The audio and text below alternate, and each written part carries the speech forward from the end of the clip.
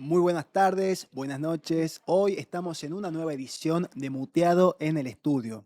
Y vamos a hablar concretamente de un tema que preocupa y mucho a todo el norte provincial, el norte argentino, y es el avance del chikungunya, los brotes en la región y el contexto sanitario actual.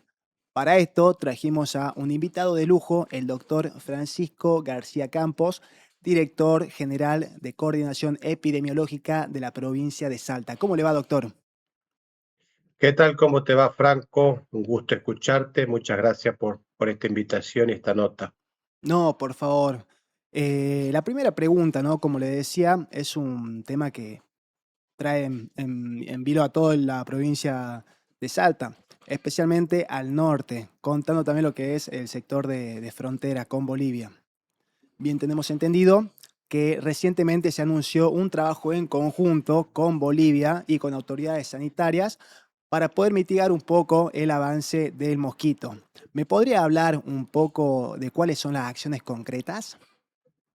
Bien, estamos hablando básicamente de la ola de fiebre chikungunya que estamos viviendo en este momento en todo lo que es Sudamérica.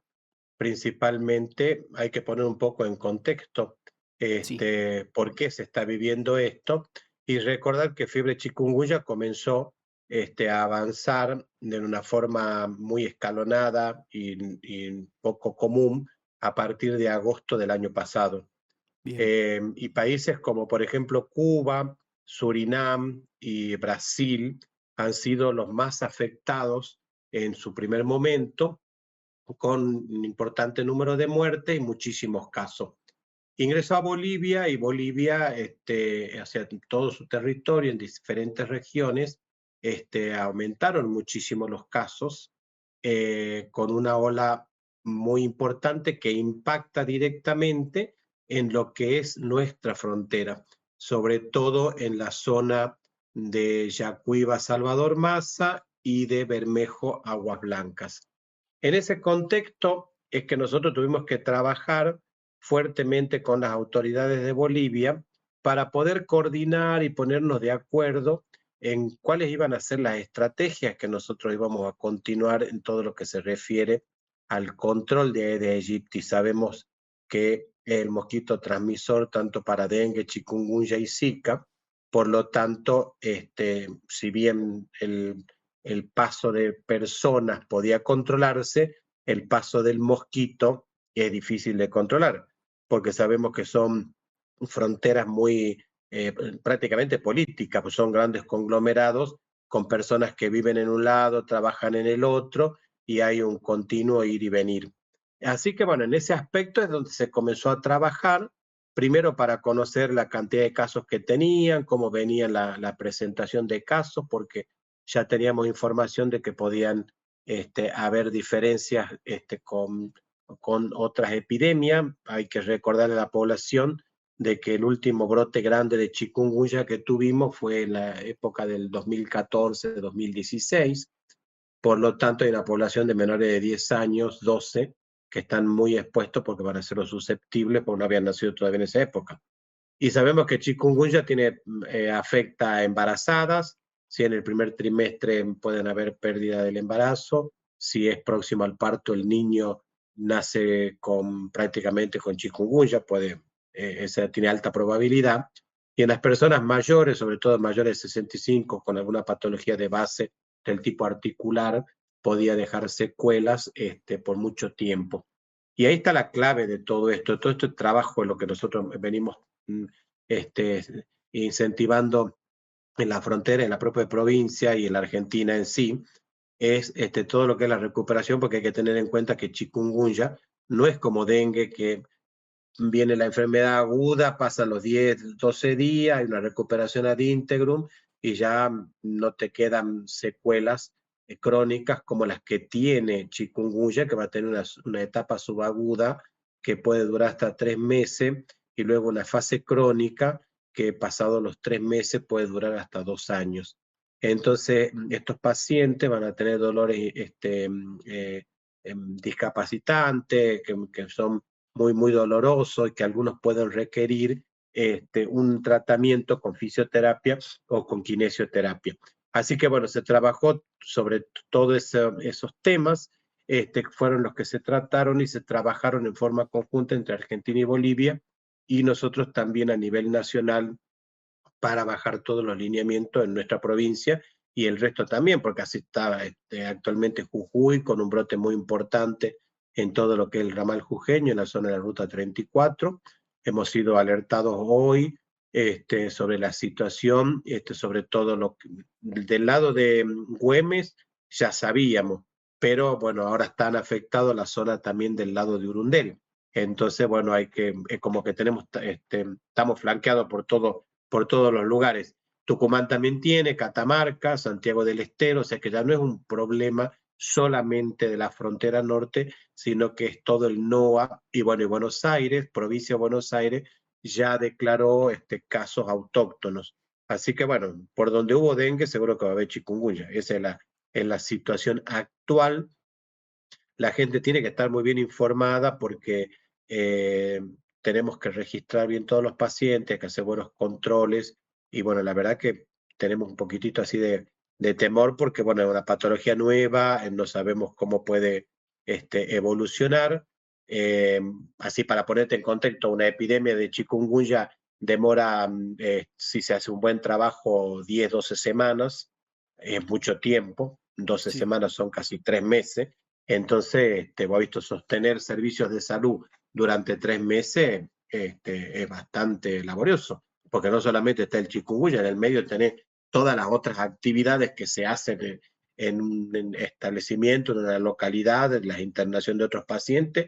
Estamos próximos al advenimiento de la fase invernal, que sabemos que hemos tenido circulación del subclado K de H3N2, con una campaña de vacunación para la gripe hace 2 semanas atrás. O sea que hay que trabajar en la vigilancia del respiratorio, en la contención de la vigilancia de chikungunya, y sobre todo ver esos pacientes que necesiten la terapia posfase aguda, a ver cómo los manejamos, y que algunos pueden requerir mucho tiempo de atención. Esa es la situación de lo que estamos viviendo actualmente respecto a chikungunya. Nada que no se pueda llevar a cabo, ¿sí? Bien. Porque realmente Le, los equipos están muy fortalecidos en ese aspecto. le consulto, ¿no? Este trabajo en conjunto, coordinado con Bolivia y sus autoridades sanitarias, ¿está en una etapa inicial? ¿Ya se esperan resultados a corto, mediano, largo plazo? ¿En qué contexto está hoy, se encuentra justamente? No, no, ya esto está muy avanzado. Bien, Nosotros por lo menos hemos llegado a acuerdos de notificación. Había algunos puntos que nos importaban conversar. Uno son las notificaciones permanentes. Ahora, convengamos que con Bolivia tenemos una red de comunicación permanente, ¿no? Siempre, de todas las patologías, no es ahora. O sea, con epidemiología del departamento de Tarija, que sería el equivalente a la provincia de Salta, nosotros tenemos comunicación permanente y continuo con la doctora Claudia Montenegro, que es mi par del lado de Bolivia. Tenemos grupos de WhatsApp que compartimos la información de tuberculosis, leishmaniasis visceral, campaña de VIH, sarampión, hemos trabajado juntos, o sea que tenemos un hábito y una frecuencia de trabajo en conjunto. Siempre visitamos los hospitales de ellos visitan los nuestros. Ahora, respecto a esto, lo que a nosotros nos importaba era primero comunicar los pacientes de un lado y del otro, porque vos has visto que te podés enfermar allá, pero tenés que bloquear de este lado. Y sobre todo trabajar en lo que respecta a la fumigación, ya que ellos tienen, bueno, por norma, aplicación de proceso de fumigación, y nosotros trabajamos más en control focal y bloqueo. Y entonces, bueno, había mucha preocupación por parte de las áreas fronterizas en que aplicaban productos que no estaban habilitados del lado argentino. Y entonces, bueno, eso sí le hemos solicitado que respeten la barrera fronteriza y que lo apliquen solamente en su territorio, y nosotros aplicaremos con los nuestros del lado nuestro. Así que en eso sí hubo acuerdo, eso ya se logró. Nosotros, digamos, todo lo que es nuestro bloqueo y control focal y el tratamiento espacial lo hacemos de acuerdo a las bases, a las normas nacionales, con las bases nacionales en la provincia de Salta. y ellos también tienen lo suyo. Pero bueno, había una diferencia en el tratamiento espacial, que eso ha sido un acuerdo de que no nos invadamos no hay que invadir el ambiente, ¿no? En Sí. esa parte. Doctor, teniendo en cuenta, ¿no?, que estos brotes, no a este nivel, como me decía usted, en 2014, 2015 no sufrimos este nivel de chikungunya, le consulto, estos No, brotes se sí, repiten todos los sí, años, sí, ¿no? sí. Ese año fue grande, ¿no? Sí, fue Ese grande, sí me brote, ese, acuerdo. ese brote fue grande en el 2014, 2016, fue un brote importante. El del 2024 fue chiquitito, Sí. eso sí pasó muy desapercibido. Pero sí Sí, todos los años, consecutivamente hay como una alerta, sobre todo en esta fecha, ¿no? Especialmente en zonas vulnerables, zonas fronterizas, donde las condiciones son propicias para la reproducción del mosquito. ¿Usted piensa que es un problema de infraestructura, un problema de inversión en prevención, o el problema pasa por otro lado? para mí el problema clave que existe son de hábitos culturales de todos nosotros. Bien, Sí, y sobre todo está muy relacionado con el cambio climático. En el año 2024 hubo una bisagra epidemiológica importante en la provincia de Salta, y ahí se cambiaron los paradigmas, porque en el norte no circuló dengue, y sí circuló en todo lo que es el corredor desde La Caldera hasta San Carlos. Entonces, si vos te pones a analizar, las condiciones socioeconómicas, culturales, geográficas y climáticas son totalmente diferentes. Y acá hay poblaciones de Aedes muy, muy importantes en toda esta zona, y se ha visualizado una alta transmisión. Y eso no tiene nada que ver con la infraestructura, con las condiciones que existen en la frontera. Entonces vos tenés actualmente un mapa que sí tiene todo un perfil epidémico en el departamento Orán, San Martín y Rivadavia, que históricamente han tenido brotes de dengue, hemos tenido allá brotes de dengue. Luego hay toda una zona del departamento Anta, Metam, y General Güemes, también con importante transmisión, y últimamente apareció La Caldera, Salta Capital, hace 15, 20 años atrás. ¿Quién pensaba que Salta Capital iba a tener brotes de dengue? Pero el cambio climático ha hecho que acá también hayan brotes importantes. Tenemos índices de vivienda muy, muy importantes en algunos barrios, en algunas zonas similares a los que veíamos antes en la zona norte de la provincia. Entonces no es una cuestión exclusiva actualmente de una zona puntual en la provincia. Es una condición cuando nosotros le permitimos al mosquito que se desarrolle. Y eso está muy relacionado con los hábitos culturales y los hábitos individuales y familiares que tenemos todos. Hay una brecha muy importante entre lo que se conocen en el conocimiento, actitud y la práctica. Todas las personas conocemos las medidas de promoción y prevención que tenemos que realizar para evitar que haya Aedes aegypti. Menos o pocas tienen una actitud positiva a ponerlas en práctica, y mucho menos las ponen en práctica. Entonces, eso que se conoce actualmente como, siempre que se ha conocido como CAP, la C de conocimiento, la A de actitud y la P de práctica, es lo que todos nosotros tenemos que evaluar en nuestra comunidad. bien. ¿Me entendés? Porque decime, ¿quién no sabe que el mosquito se cría en recipientes con agua? Pero ¿cuántos de los que tenemos pileta o que tienen pileta de lona en el fondo de la casa, en el momento que comienzan las clases, que ya no quieren que los chicos se bañen, la dejan Exactamente. debajo de un mango, de una parra durante mucho tiempo y no la guardas? Y vos estás sabiendo que eso es un criadero. Entonces, vos conocés que la pileta va a ser un criadero. Tenés una actitud diciendo, ay, el fin de semana la guardo, pero en la práctica eso no lo haces.